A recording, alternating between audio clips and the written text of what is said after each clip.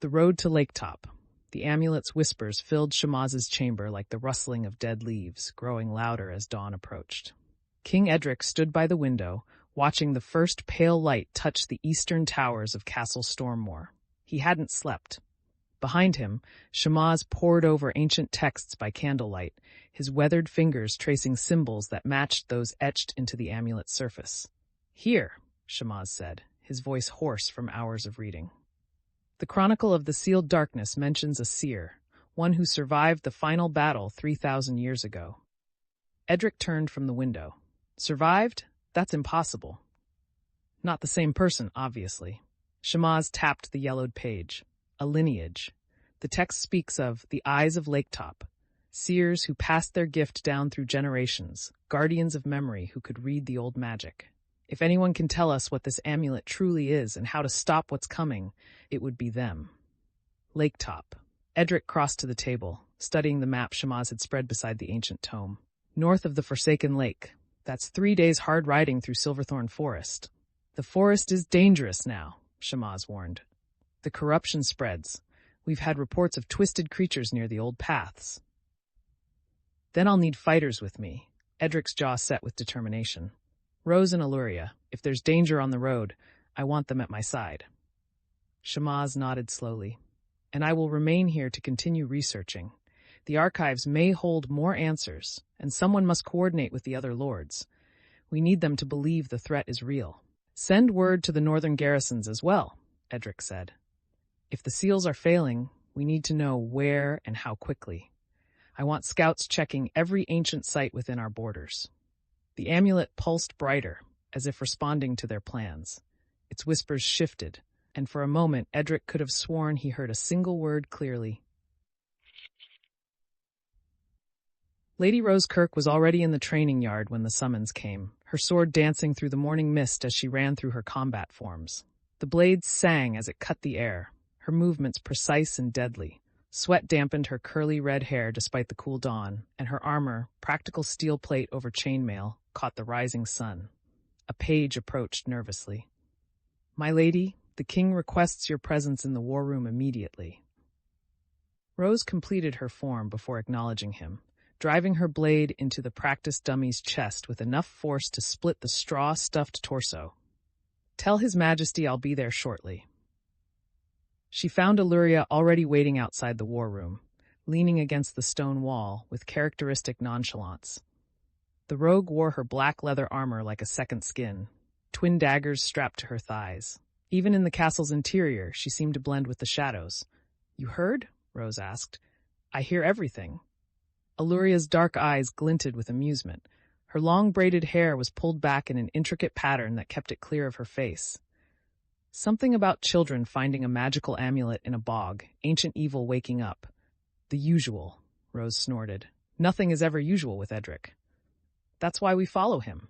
Alluria pushed off the wall and opened the war room door. Because usual is boring, and boring gets you killed in different ways.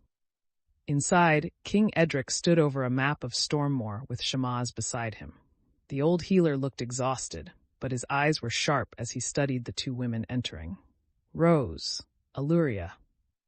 Edric's voice carried the weight of command, but also warmth. These weren't just soldiers, they were friends who had fought beside him for years. "We have a situation," he explained quickly. "The children's discovery, the amulet's properties, Shamaz's research into the ancient seals." As he spoke, Rose's expression grew darker, while Alluria's remained unreadable. "So the old stories are true," Rose said when he finished. "The darkness returns." "Every 3,000 years, according to the texts," Shamaz confirmed, "and we're living in the year it wakes." Alluria moved to the map, her finger tracing the route north. Laketop, through Silverthorn Forest. That's bandit country even on good days, and if there's corruption spreading. She looked up at Edric. "You're not planning to take an army?" "Can't," Edric said. "We need speed, and we need to avoid attention. If there are cultists or agents of this ancient evil, a royal procession would be a target. Small group, fast horses, travel light." "The three of us," Rose said, understanding immediately. "The three of us," Edric confirmed. "Plus Shamaz." "No." The healer raised a hand. "I'm needed here. The archives hold more secrets, and someone must coordinate the kingdom's defenses. You three have fought together long enough to know each other's movements. You don't need an old man slowing you down. You're not old, Rose protested. I'm 64, child, and my knees remind me of it every morning. Shamaz smiled gently. Besides, you'll have this. He produced a small leather pouch. Healing herbs and poultices. Basic supplies. If you encounter corruption, wrap wounds immediately and burn any infected flesh before it spreads. Alluria took the pouch, weighing it in her hand. Cheerful. Realistic. Shamaz turned to Edrick. The Seer in Laketop is known as Grandmother Yaga. At least, that's the name mentioned in the old texts. Whether she's truly that old or it's a title passed down, I don't know. But the texts say she can read the old magic, interpret prophecies, and see threads of fate that others miss. Any idea where to find her? Rose asked. Laketop is a small town. Ask at the tavern or the temple. Someone will know. Shamaz carefully wrapped the amulet in cloth and placed it in a wooden box lined with lead. Keep this contained. The less it pulses openly, the less attention you'll draw from things that might sense its power. Edrick took the box, feeling the weight of more than just metal and stone. How long do we have? Before the seals fail completely? Weeks, perhaps. Maybe less. Shamaz met his eyes. The corruption is spreading faster than it should. Either the seals are weaker than we thought, or someone is actively working to break them. Then we leave within the hour, Edrick decided. Rose, Alluria, gather your gear. Travel rations for 5 days. Weapons for close combat and range. Expect trouble. Always do, Alluria said with a slight smile. As they turned to leave, Shamaz called out, Edrick, one more thing. The Chronicle mentions a warning about the journey to Laketop. It says the forest remembers and the lake hungers. I don't know what that means, but we'll be careful, Edrick promised. Keep the castle ready. If we're not back in 7 days, assume the worst and activate the full garrison. May the old gods watch over you, Shamaz said quietly. All of you. The stable yard bustled with activity as the 3 companions prepared for departure. Edrick chose Thunder, his warhorse, a massive gray destrier with a temperament to match his name. Rose selected a chestnut courser known for endurance, while Alluria took a black mare bred for speed and silence. Stable hands loaded saddlebags with supplies, dried meat, hard cheese, journey bread, water skins, rope, and flint.